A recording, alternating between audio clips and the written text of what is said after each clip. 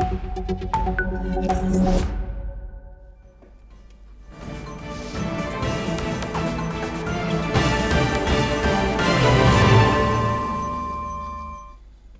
and welcome. I'm Thomas Porteous and you are watching America 360 on NewsX World. Let's take a look at some of the top headlines coming out of the States this hour. The US government shutdown has stretched into its 40th day as senators struggle to reach a deal to reopen federal services. Flight disruptions, unpaid workers and food aid cuts continue as parties clash over healthcare subsidies. President Donald Trump slammed restrictions on his ability to impose tariffs, calling them ridiculous in a Truth Social post. He asked why other nations can tariff for the United States while the president can't, urging the Supreme Court to act.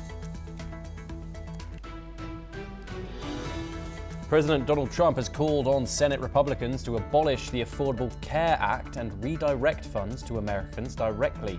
He said on Truth Social that money should go to citizens instead of big insurance companies.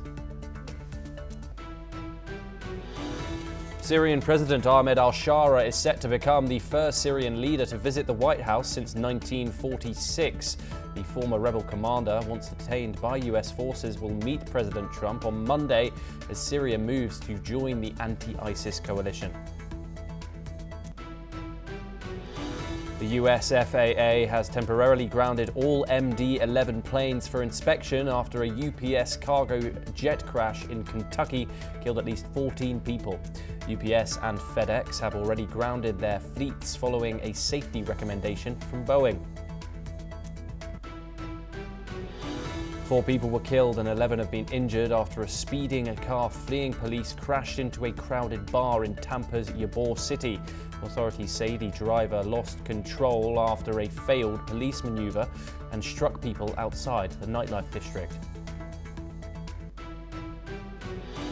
The US Supreme Court has let the Trump administration temporarily withhold $4 billion in food aid amid the government shutdown. The ruling gives a lower court more time to review a plan to partially fund the SNAP program for November. Pakistani Prime Minister Shehbaz Sharif has again praised President Trump for helping resolve the India-Pakistan conflict. He also cited Azerbaijan's Karabakh victory as a symbol of hope for nations fighting oppression, including in Kashmir. Now we start with a Donald Trump Truth Social post where he once again has slammed critics of tariff diplomacy, a tactic his administration has used at large in their dealings with other nations of the world.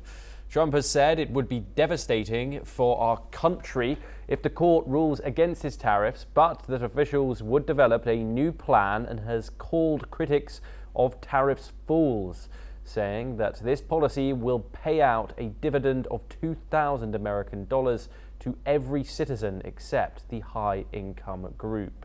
He's also asserted that he thinks, thanks to the tariffs in America, America is now, quote unquote, the richest and most respected country in the world with almost no inflation and a record stock market price. In a subsequent post, Trump's also ranted against the opposition to his tariffs within the American judicial and legislative branches, saying that it is not what our founding fathers had in mind and the whole thing is ridiculous.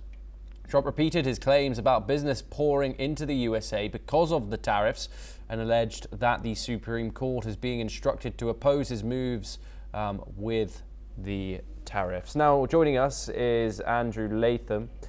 He's an international relations expert and he joins us live from Minneapolis in the United States. Andrew, thank you very much for joining us. Of course, Donald Trump is very defensive of his tariff policy, branding those who criticize it fools, also insisting that they protect American jobs. Do these tariffs, now we're looking at it around 4 months after they were imposed, do they strengthen US leverage or simply drive up costs for consumers? Well, initially they were envisioned as a means of leverage, to pry open other markets around the world. There was a parallel track of rhetoric which said that no, this is about forcing foreign firms to onshore to the United States. And then there was a lot of talk about this generating government revenue and perhaps even abolishing the income tax.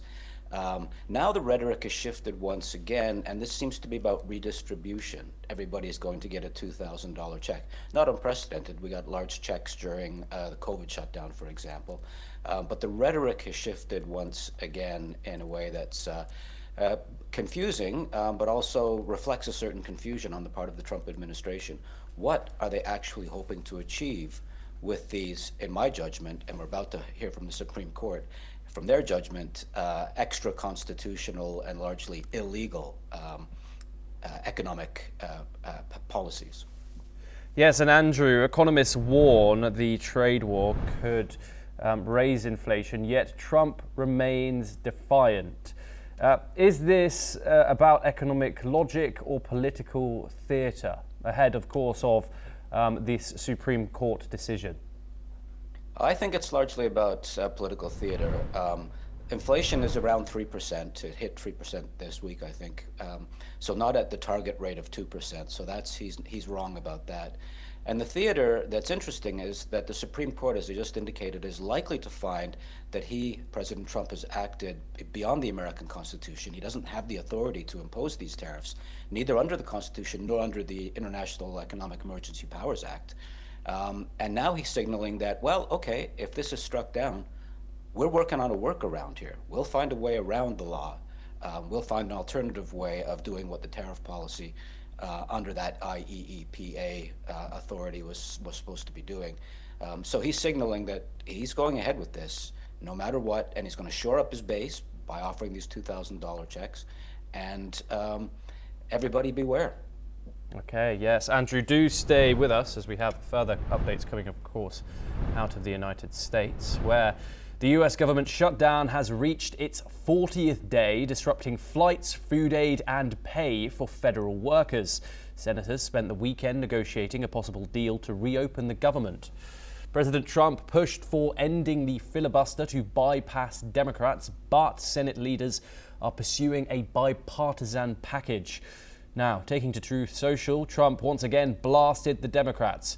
Republicans aim to pass a bill funding parts of government until January, but Democratic support is uncertain.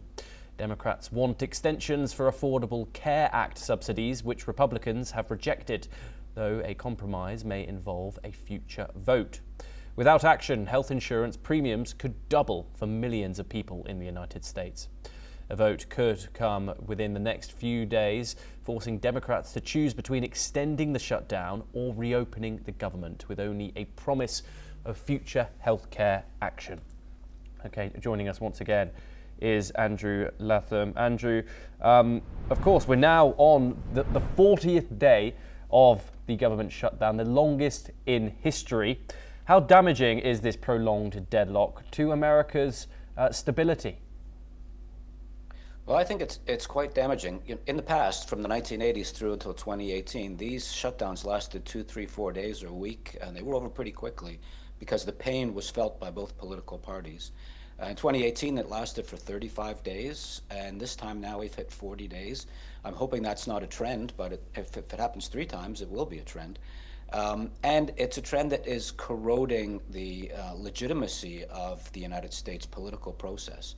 That a government that can't manage to get together to agree to fund the basics, air travel, food, subsidies, things like that, and is doing so really for partisan political reasons. The Democrats leveraged this during the election. They managed to stick the blame on the Republicans. We know that from polling data, and the Democrats won big in that off-cycle election. And the Republicans simply are offering a clean resolution without the Affordable Care Act subsidies, because that plays to their partisan political base as well. So here we see partisan politics undermining the ability of the federal government to deliver the services that the American people have elected them to deliver. I don't think in the long run that's good for the stability of American domestic politics. Of course, Andrew, as senators continue to work through this, what kind of compromise, if any, do you see emerging in resolving this? Well, it won't be what's called an omnibus agreement, in which everybody gets all of their interests taken care of and the entire package is done. The language that's being used is minibus. It'll be a small compromise, probably not dealing with the Affordable Care Act overall, but giving the Democrats something that they can sell to their base, giving the Republicans something they can sell to their base, and getting this out of the headlines for the short to medium term, because really it's beginning to negatively impact both parties. Both parties are seeking to avoid that. So a minibus deal, not an omnibus deal.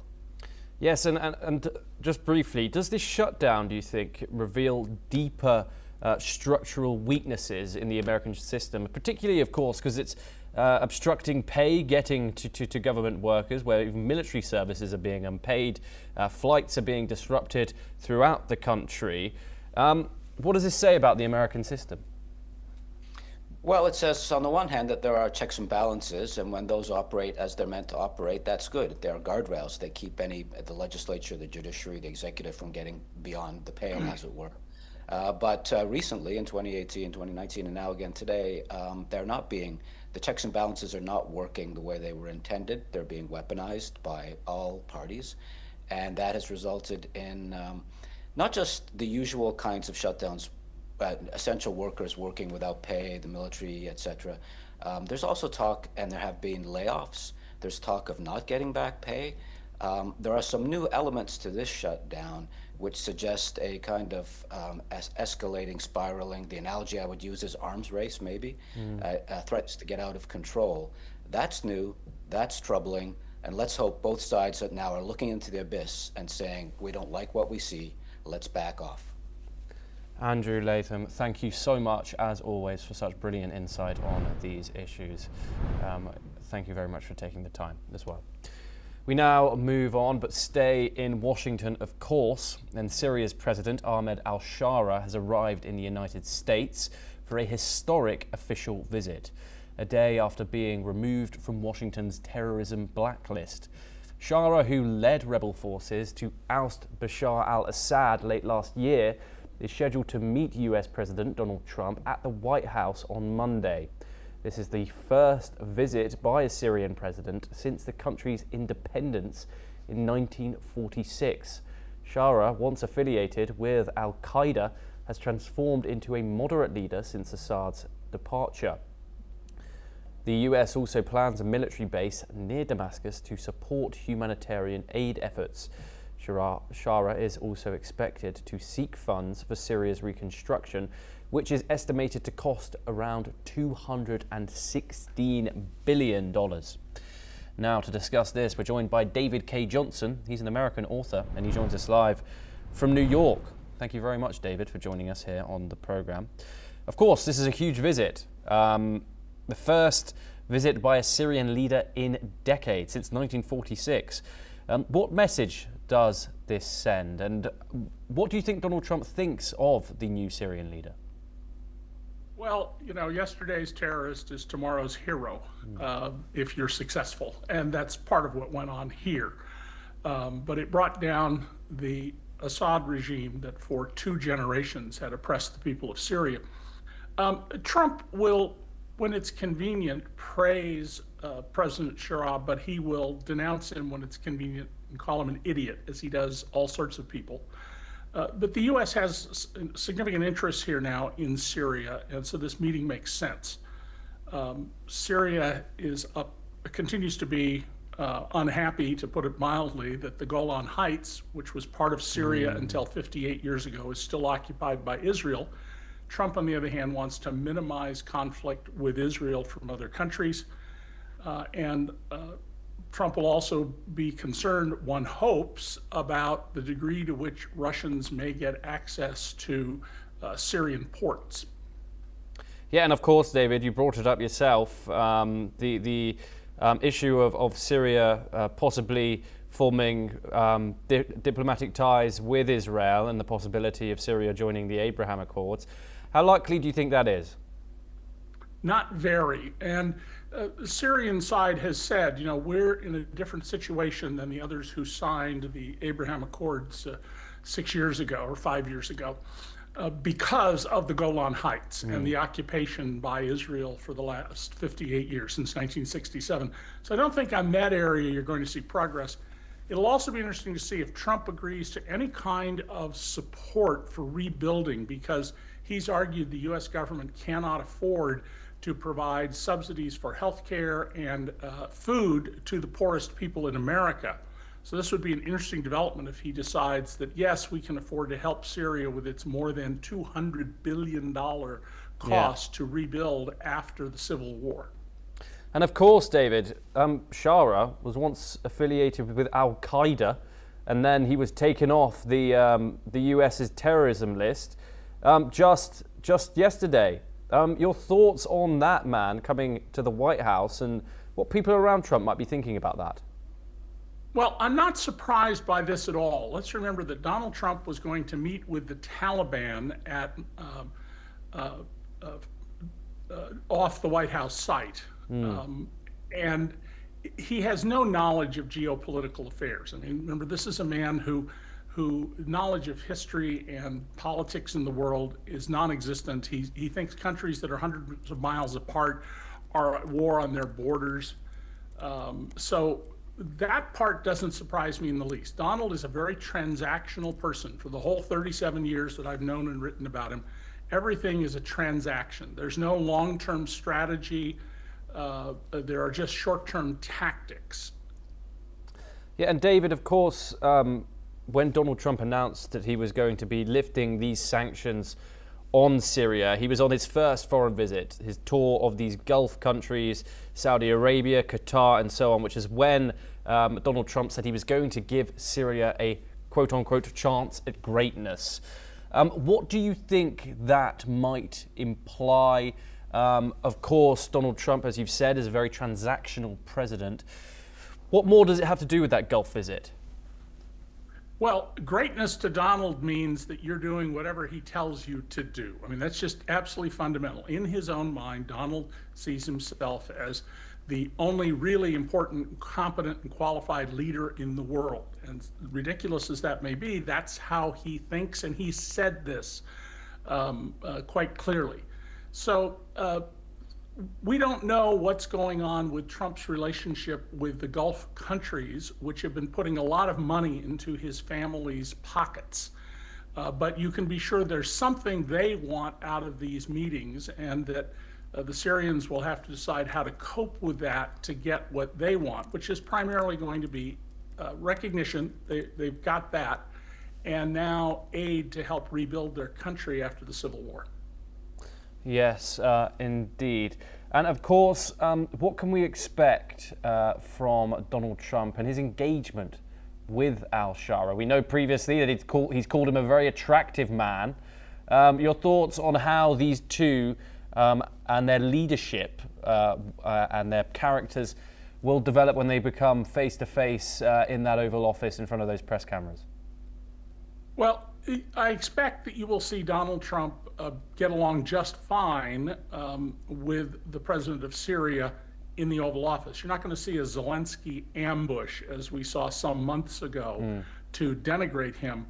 But you should also expect that Trump is going to, in various ways, indicate, that I'm the one in control here, I'm the one in power. And we'll have to watch and see how the Syrians react to that and how they navigate doing that. The essential element in dealing with Donald is you have to somehow indicate that you recognize he's the top dog if you want to get anything from him. And for many people, that's meant humiliating themselves. We've seen some people stand up to Trump, and we've seen that generally that doesn't go well. If not in the moment, then after the meeting. Yes, David K. Johnson, thank you very much for joining us on that issue. Here on NewsX World, we will of course be covering all of al-Shara's visit to Washington. Speaking of, we have further updates in regards to that situation where Syrian President Ahmed al-Shara was seen playing basketball with US military officers ahead of this historic meeting. with President Donald Trump at the White House, the first visit by a Syrian head of state. Viewers, on your screens, we show the footage here shared by the Syrian Foreign Minister Assad al-Shiabani, showing Shara playing basketball with Admiral Brad Cooper and Brigadier General Kevin Lambert at an undisclosed location. The friendly encounter comes as a surprise given Shara's controversial past. He is, of course, a former al-Qaeda leader who once had a $10 million US bounty on his head. Trump has sought to rebuild ties with Damascus, lifting most sanctions on Syria in June, and previously meeting Shara during his trip to Saudi Arabia last May. Now we have further news, but this time we go down south, and a speeding driver fleeing police has crashed into a crowded bar in Tampa, Florida's historic Ybor City district early on Saturday, killing 4 people and injuring 11. The car had been seen street racing before officers attempted a pit maneuver to stop it, but it failed. The driver is a 22-year-old and his name is Silas Sampson. He lost control and struck a group outside the bar. 3 victims died at the scene and a 4th later passed away at hospital. Sampson has been charged with 4 counts of vehicular homicide and 4 counts of aggravated fleeing. He is being held at Hillsborough County Jail. Now, Pope Leo XIV has offered prayers for the people of the Philippines as the country faces devastation of Super Typhoon Fang. The Pope expressed his closeness to those affected by the violent storm, which has forced evacuation of more than 1 million people. Let's listen in to what he said. Cari fratelli e sorelle, sono vicino alle popolazioni delle Filippine colpite da un violento tifone. Prego per i defunti e i loro familiari, per i feriti e gli sfollati. Now, according to the Philippine Weather Service, Super Typhoon Fang made landfall in Aurora Province on the island of Luzon, with sustained winds of up to 185 kilometers per hour and gusts reaching up to 230. The storm, spanning nearly the entire county, has already killed at least 2 people and caused widespread power outages across the Bicol region. Authorities have placed large parts of Luzon under the highest storm warning levels, while Manila remains under level 3.